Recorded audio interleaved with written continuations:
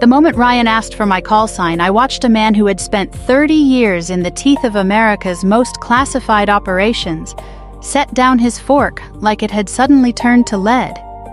He didn't ask twice. He didn't need to.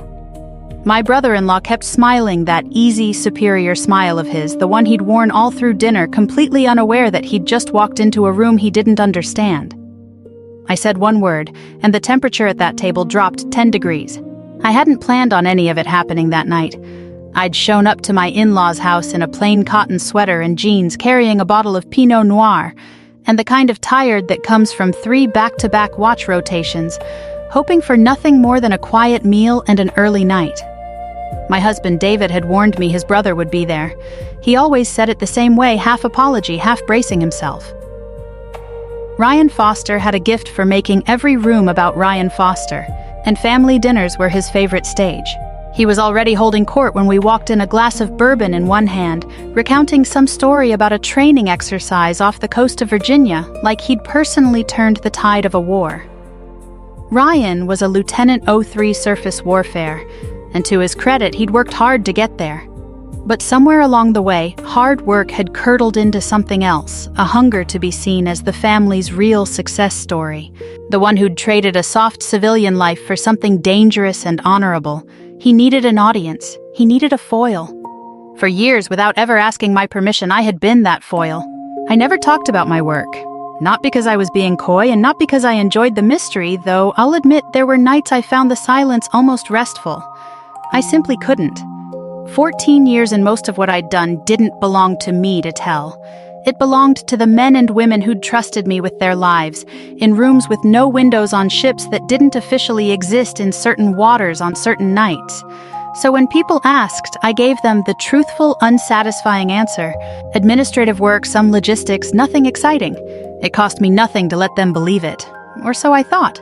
Dinner started the way it always did, with Ryan's mother fussing over the roast, and his father pouring wine like he was rationing gold, and Ryan working the table like it was a promotion board. He'd made captain of his own narrative a long time ago. Tonight's material was a joint exercise he'd just returned from, and he told it well. I'll give him that. The tension, the coordination, the moment his ship held formation through weather that would have turned most stomachs inside out. People leaned in. David squeezed my hand under the table, the small apologetic gesture he always made when his brother got going, like he could absorb some of it for me. Then, Ryan's eyes drifted to me, sitting quiet at the far end, near his father's old friend.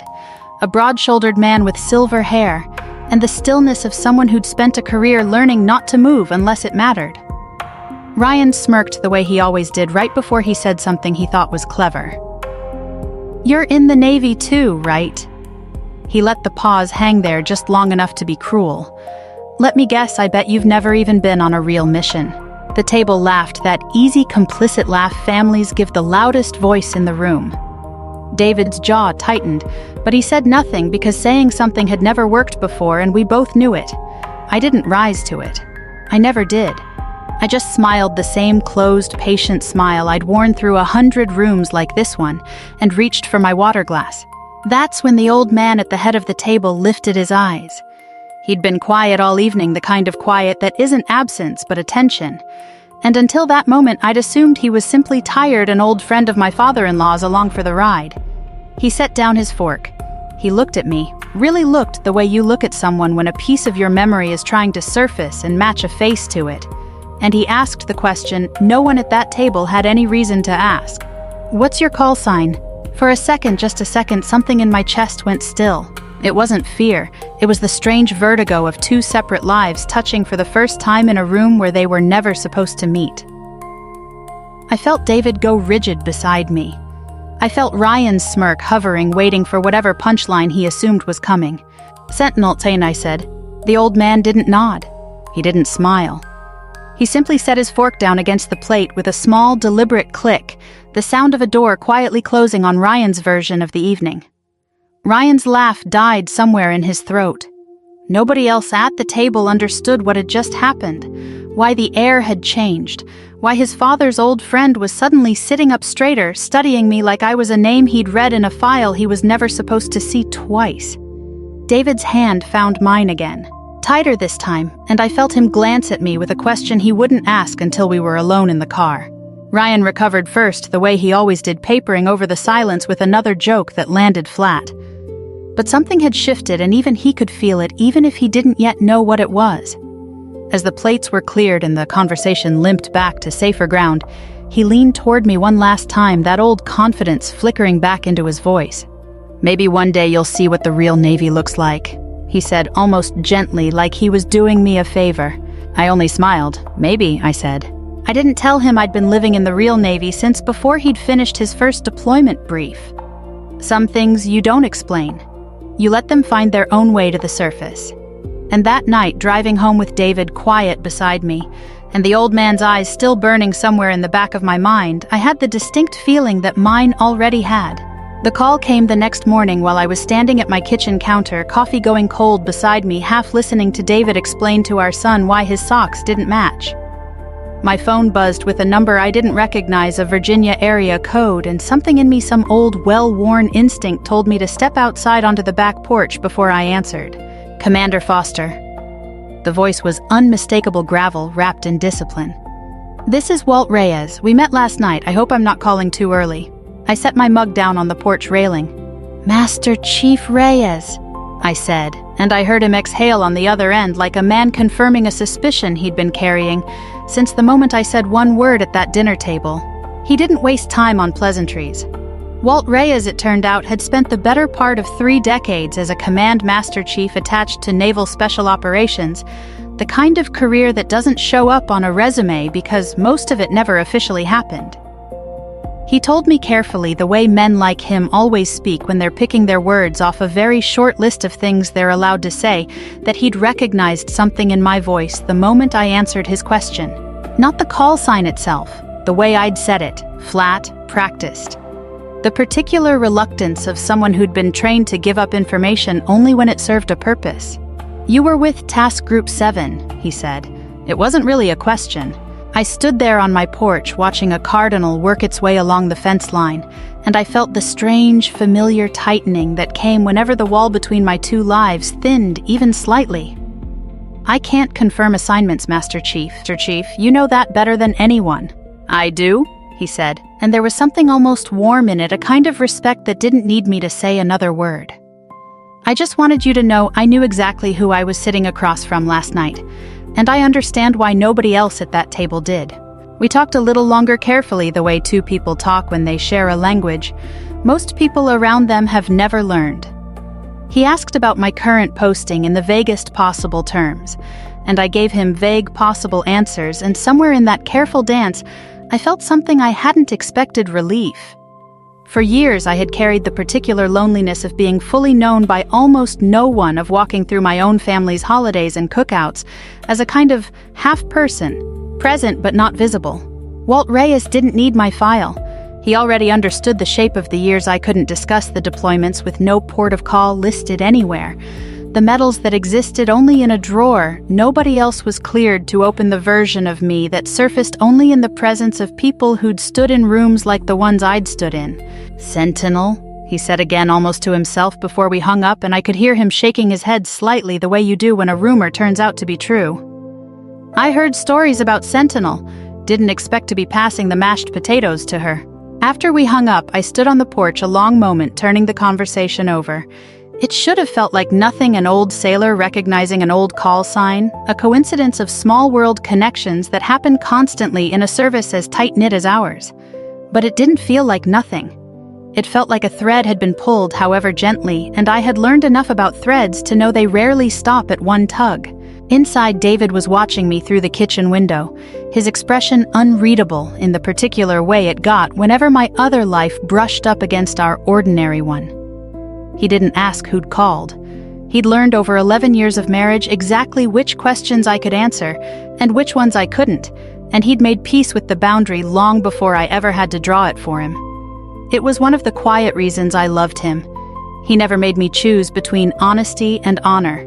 He simply waited on the other side of the line I couldn't cross, patient, present mine. Ryan, of course, was not so restrained. I heard about it from David 2 days later, delivered with the weary half-smile he always wore when relaying his brother's latest performance.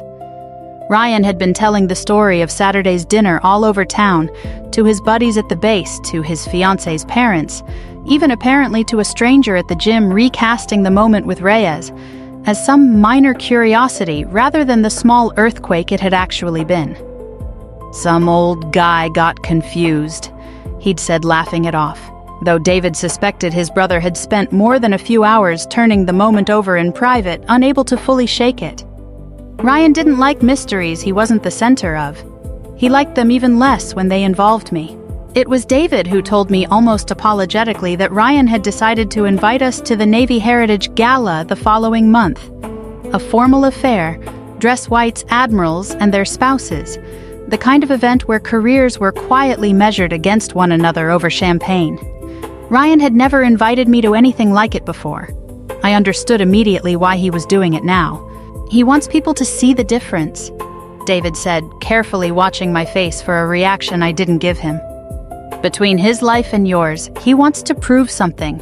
I only nodded, feeling that same old patient stillness settle over me, the one I'd learned a long time ago in far less comfortable rooms than his parents' dining room.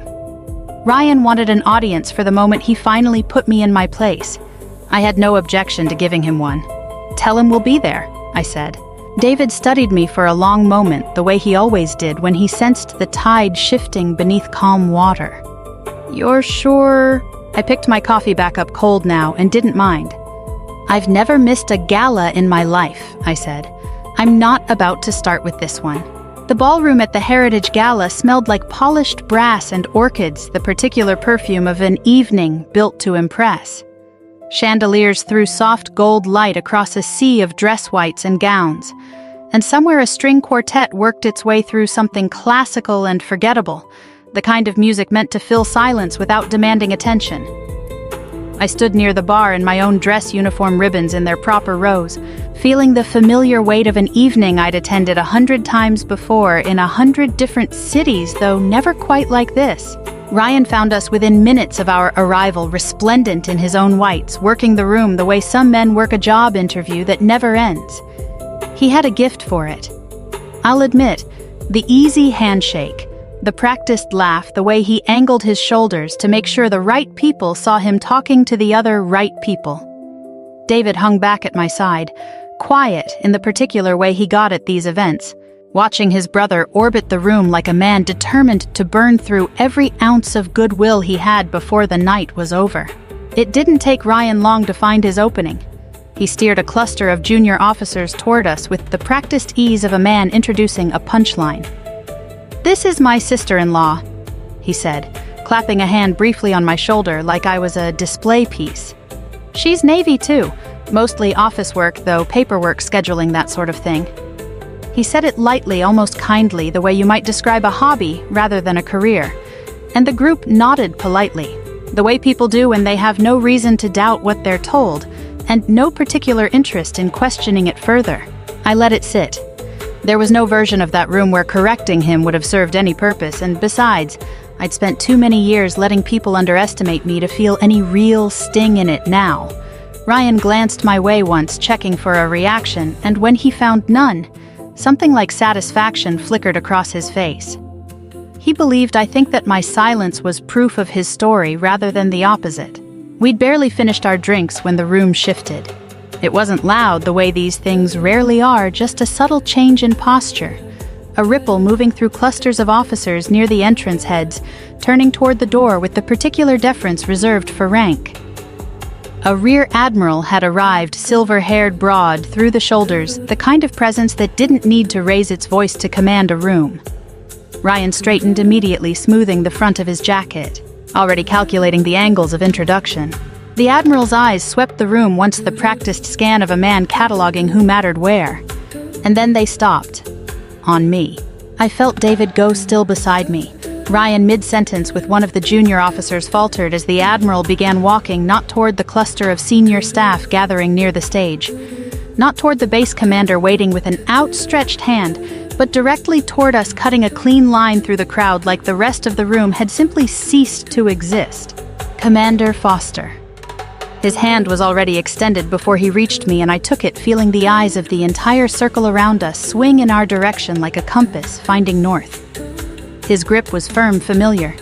The handshake of a man who'd shared far more with me than a ballroom floor. Good to see Sentinel again. The name landed in that room like a dropped glass. I felt it ripple outward, in real time, the junior officers exchanging glances. Someone near the bar turning fully around, and Ryan still holding his own drink halfway to his mouth, freezing entirely. The practiced ease draining out of his posture like water through a cracked glass. "Admiral," I said, keeping my voice even the tone I'd used in 100 briefings where showing surprise was its own kind of failure. "It's good to see you, too." He held my hand a beat longer than protocol required, studying my face with something between warmth and quiet reverence. "I heard you'd transferred stateside. Didn't expect to run into you at a gala of all places." He glanced briefly at Ryan, at David, taking in the family resemblance without needing an introduction, and something in his expression suggested he understood far more about the dynamic in front of him than anyone had told him. "You're in good company tonight, I hope." "I am," I said, and left it there. He didn't linger long. Men at his level rarely could pull always toward the next obligation, the next hand to shake. But before he moved on, he turned back to me one more time. His voice pitched just low enough to feel private, and just loud enough to be heard by everyone still watching. "The Navy doesn't forget what you did out there, Commander. Neither do I." Then he was gone, swallowed back into the current of the room, leaving behind a silence that felt louder than the quartet still playing somewhere in the background. I turned my attention back to my drink, unbothered, while around me the temperature of the evening quietly, irrevocably changed. Ryan hadn't moved. He stood there with his glass forgotten in his hand, staring at the space where the Admiral had been, then at me, then back again, like a man trying to reconcile two versions of a story that could no longer both be true. The junior officers he'd been so eager to impress a moment earlier were now looking at me with an entirely different kind of attention. Not polite indifference, but genuine, unguarded curiosity. "Sentinel," one of them said quietly, almost to himself, testing the word like he was trying to remember where he'd heard it. "Wait, that Sentinel—" I didn't answer. I didn't need to. Across the circle, I watched something in Ryan's face begin for the first time in longer than I could remember to crack. The days after the gala had a strange texture to them, like weather that hadn't decided what it wanted to be. Ryan didn't call. He didn't bring it up at the next family dinner either, though I caught him watching me across the table more than once, his eyes narrowed in the particular way of a man doing math he didn't like the answer to. David noticed it too. He mentioned almost in passing that his brother had gone quiet in a way that wasn't like him at all, Ryan, who filled every silence with a story, suddenly choosing his words like a man picking his way across ice. It didn't last. I should have known better than to think a moment of humility would hold. Ryan wasn't built for uncertainty. He was built for control, for being the loudest, most decorated voice in any room he walked into, and the gala had knocked something loose in him that he couldn't simply let settle.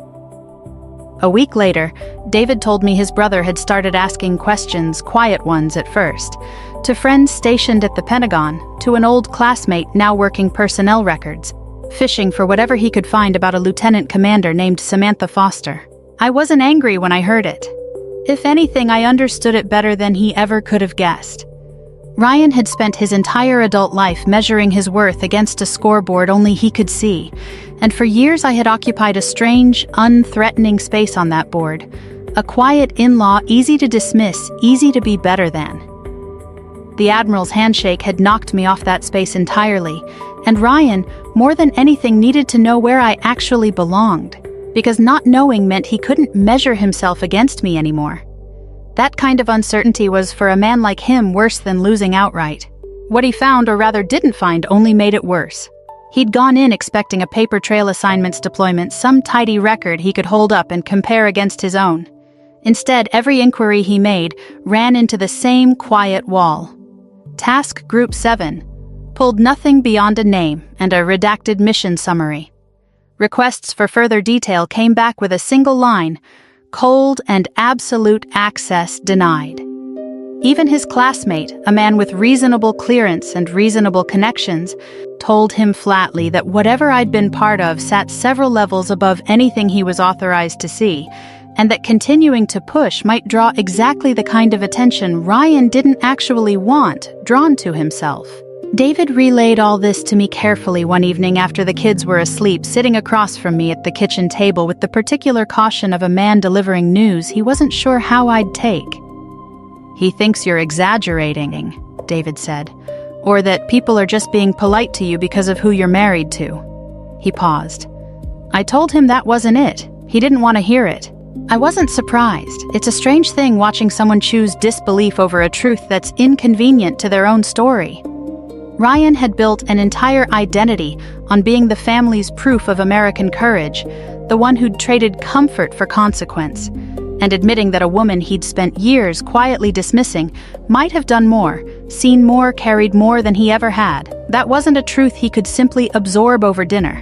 It would have required him to rebuild something in himself, and rebuilding is always harder than digging in. So he dug in. I heard through the grapevine of family gossip that always seemed to find its way to me eventually that Ryan had started telling a new version of events. Not that I'd lied exactly, he wasn't foolish enough to accuse me outright, but that the Admiral's greeting had been a courtesy, a friendly nod between people who'd crossed paths once, nothing more. That Sentinel was probably some minor call sign from a training rotation, blown out of proportion by an old man's failing memory and a room full of people eager for drama. He said it convincingly enough that a few relatives nodded along, relieved, I think, to have a simpler story to hold on to than the one sitting quietly across their dinner table. I let him have it. There was no version of confronting him that would have served any purpose beyond my own satisfaction, and satisfaction had never been the point. What Ryan didn't understand, what men like him rarely understand until it's forced on them, is that the quietest people in a room are often quiet because the truth doesn't need their volume to survive. I had spent 14 years being underestimated by people who mistook my silence for absence, and every single time, the silence had outlasted their certainty. Still, there were nights I lay awake beside David, staring at the ceiling, turning it over. Not because I doubted myself I'd earned every ribbon in that closet, every classified line in a file Ryan would never be cleared to read, but because I understood exactly where this was heading, and some small, tired part of me wished it didn't have to. Ryan wasn't simply going to let the mystery dissolve quietly into family legend. Men who need to win don't walk away from a hand they think they're still holding. He was going to force the issue publicly in front of people whose good opinion he valued more than mine, and when he did, there would be no controlling the shape of what came next. David must have sensed it too, because one night he reached over in the dark and found my hand without saying anything at all. He didn't ask me to soften it for his brother. He didn't ask me to explain myself or defend myself or perform some smaller version of the truth to keep the peace. He simply held on the way he always did, present on his side of the line I couldn't cross, waiting with a kind of faith I didn't always feel I deserved. "Whatever happens," he said quietly, "I already know who you are." I didn't answer. I just held his hand back and let the silence say what 14 years of classified missions had taught me it could say better than words ever would. Ryan chose the worst possible moment to force his hand, which in hindsight was exactly the kind of moment he always chose. His fiancée's family was hosting an engagement dinner at the officers' club near the base, a polished, high-ceilinged room full of white tablecloths, and low conversation populated by more brass than I'd expected for what was supposed to be a private family occasion. David told me later that Ryan had specifically requested a larger guest list than necessary: old commanding officers, a few visiting staff men whose opinions he'd spent years trying to earn. I understood the moment we walked in, and I saw the room exactly what kind of stage he'd built for himself. He waited until dessert. That was Ryan's style: never confront a person cold, always let the wine do half the work first, let the room grow warm and loose and unguarded before he made his move. I watched him stand, glass in hand, ostensibly to offer a toast to his fiancée, and felt the shift in his voice before he even turned toward me. There was a brightness to it, a performative ease that didn't match the tightness around his eyes. "Before we get to the happy stuff," he said, smiling around the table, "I want to clear something up, because I think everyone here deserves to know the truth." His eyes found mine, and for the first time all evening, the mask slipped just enough to show me what was underneath. Not confidence, but something closer to desperation, dressed up as confidence. "Sam, Why don't you tell everyone what you've actually done? No vague answers this time. No hiding behind classified. Just tell them. The room went quiet in that particular uncomfortable way rooms go quiet when someone has decided to turn a dinner into a trial. I felt David tense beside me. Felt the older officers at the far end of the table exchange the kind of glance that said they recognized exactly what was happening and didn't like it. I set my fork down unhurried and looked at Ryan for a long moment before I answered. "I can't do that," I said simply. "You know I can't." Ryan's smile widened sharp, now triumphant. He turned to the table like a lawyer delivering a closing argument. "Exactly," he said, spreading his hands. "That's what I'm saying. There's nothing to tell. It's always been a story, a mystery everyone wants to believe because it's more interesting than the truth. She works a desk job, folks. That's it. That's the whole thing." He laughed a short, satisfied sound and lifted his glass like the matter was settled, like he'd finally, after months of quiet unraveling, wrestled the narrative back into his own hands. I didn't defend myself. I never had, and I wasn't going to start in a ballroom full of people who either already knew the truth or didn't need to. I simply held his gaze steady and let him have his moment, because I understood something Ryan never had, that a lie only holds as long as the silence around it stays undisturbed. The silence broke almost immediately. At the far end of the room near the entrance, a rear admiral I recognized from 3 separate briefings over the years had just stepped up to a small podium set up for the evening's formal toasts, unaware, or perhaps entirely aware, of what he was walking into. He'd barely begun his opening remarks, something gracious about the young couple, about tradition, about service, when his eyes caught mine across the room and the words simply stopped in his mouth. He didn't finish the sentence. He set down his notes and every head in the room turned to follow his gaze as he stepped down from the podium and began walking unhurried, deliberate, straight toward our table. Ryan's glass hovered halfway to his lips. I watched the blood drain slowly from his face as the realization crept over him second by second that this was not going to go the way he'd planned. "Commander Foster." The Admiral's voice carried easily across the now silent room. He extended his hand, and I stood to take it, feeling 200 pairs of eyes settle on us at once. He held onto my hand a moment longer than protocol required, then turned to face the room, still holding it, like he wanted everyone present to understand exactly what they were witnessing.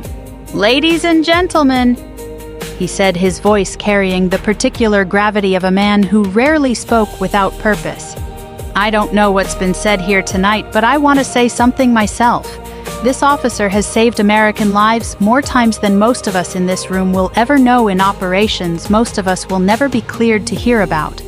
I've had the privilege of working alongside Commander Foster on 3 separate occasions, and I can tell you with absolute certainty, there is no braver officer wearing this uniform tonight." The silence that followed was absolute. I felt Ryan beside me, utterly still, his glass forgotten, his carefully constructed narrative collapsing in real time, in front of the exact audience he'd assembled to destroy mine. His fiancée's mother pressed a hand to her mouth. Somewhere near the back, one of the older officers began quietly to clap, and within seconds the sound rippled outward until the entire room was on its feet. I didn't smile. I didn't need to. I simply nodded once at the Admiral, thanked him quietly, and sat back down, aware of Ryan beside me, white as the tablecloth, staring at his own hands like he no longer recognized them.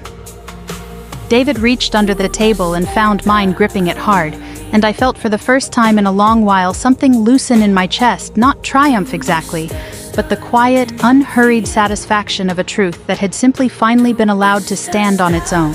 News like that doesn't stay contained to one room. By the following week, the story of the engagement dinner had made its way through the base in the particular unstoppable way these things always do, not through any effort of mine, but through the officers who'd been there, men who understood exactly what they'd witnessed, and weren't inclined to keep it to themselves. I heard fragments of it secondhand for days, a captain mentioning it at a briefing, a lieutenant asking a colleague if the rumors about the Foster woman were true, someone else simply saying my name followed by a low whistle and a shake of the head. I didn't chase any of it down. I didn't need to. The truth, once it starts moving on its own, rarely needs an escort. Ryan's world, meanwhile, was quietly rearranging itself around him. David told me it started small, a fellow lieutenant approaching Ryan at the gym, asking with genuine curiosity rather than malice what it was like being related to Sentinel. Ryan had laughed it off the first time, brushed past it the second, but by the third or fourth mention, something in him had visibly begun to shift. He wasn't used to being the secondary story in his own family. For years, he'd built his entire self-image around being the one who'd chosen the harder path, the one who wore the uniform while everyone else played it safe. And now, piece by piece, that foundation was being quietly dismantled by men who'd actually served alongside the person he'd spent years dismissing as a paper officer. The deeper unraveling came from an unexpected direction.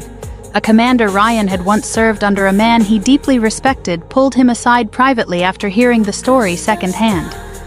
David wasn't in the room for that conversation, but he heard enough afterward to understand its shape, that the commander had served in a joint operation years earlier, alongside a task force led in part by an officer known only by a single word call sign, and that several men in that unit still spoke of her with a kind of reverence Ryan had never once heard directed at himself.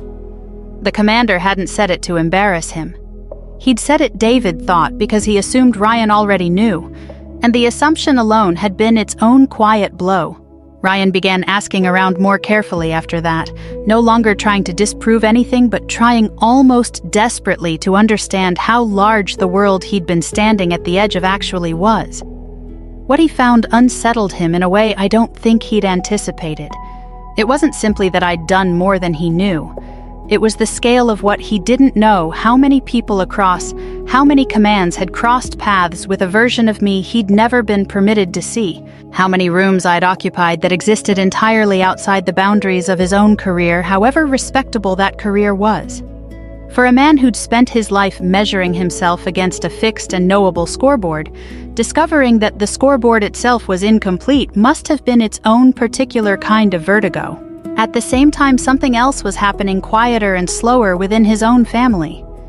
His parents, who'd spent years gently indulging Ryan's need to be the center of every gathering, began asking me questions of their own, careful, respectful ones. Nothing that pushed against what I couldn't say, but questions nonetheless offered with a kind of new attentiveness I hadn't experienced from them before. His mother told me almost shyly over coffee one afternoon that she felt foolish for never having asked more about my service, for assuming the way people often assume about quiet women, that there simply wasn't much to ask about. I told her there was nothing to feel foolish over. I'd built my silence carefully on purpose for reasons that had nothing to do with anyone's failure to notice.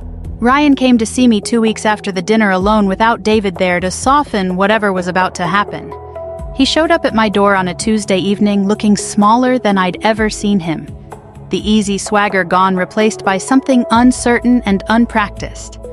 I invited him in. We sat at my kitchen table, the same table where David and I had spent so many quiet nights, turning this entire situation over.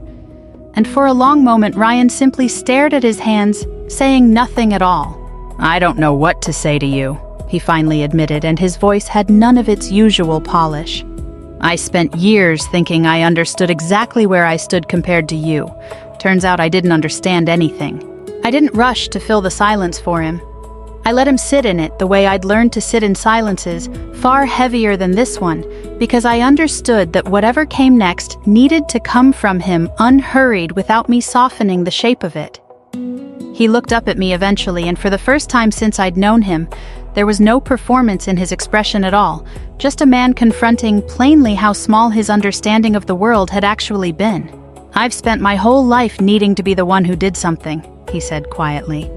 "And I never once considered that the person I was competing with might have already done more than I could imagine, and just never felt the need to say so." I studied him for a moment, this man who'd spent years measuring his worth against a woman he'd never bothered to actually know, and felt something soften in me that I hadn't expected to feel. Not forgiveness yet, that would come later, and it would come on its own terms. But something adjacent to it. Recognition, maybe. The sight of a man finally standing at the edge of a truth he could no longer avoid. Ryan's apology, when it finally came in full, wasn't the kind delivered in a single dramatic sentence. It unfolded slowly over the weeks that followed in small gestures more than grand words. A phone call just to ask how my week had gone, an offer to help David fix the fence line behind our house, a quiet correction, when a cousin at a barbecue made an offhand joke about desk jobs that Ryan once would have laughed along with. He didn't announce his change. He simply started behaving like a different man, the way people do when they've actually learned something, rather than merely performed learning it. But there was one conversation that mattered more than the rest, and it happened fittingly at another family dinner, the kind of ordinary Sunday gathering that had once been the site of his cruelest joke. The table was the same, the room was the same, but everything around it had shifted in ways that had nothing to do with furniture. Ryan stood partway through the meal, and for a moment my chest tightened instinctively, some old reflex bracing for another performance. But his face wasn't wearing that expression this time. He looked instead like a man about to do something difficult and necessary, and he began by turning to me directly, rather than to the room at large. "I owe you an apology," he said, "and not just for that comment at dinner all those months ago. I've spent years making you smaller than you are because it made me feel bigger than I was. I didn't know I was doing it, but I was." He paused, and I watched him search for the rest of it, unwilling to let himself off easily. "I'm sorry for every time I made you shrink at your own family's table." I let the words settle before I answered the way I'd learned to let important things settle, rather than rushing to smooth them over. "I forgive you," I said, and I meant it fully without reservation. But I wanted him to understand something too, something that mattered more than the apology itself. Respect isn't earned by talking about what you've done.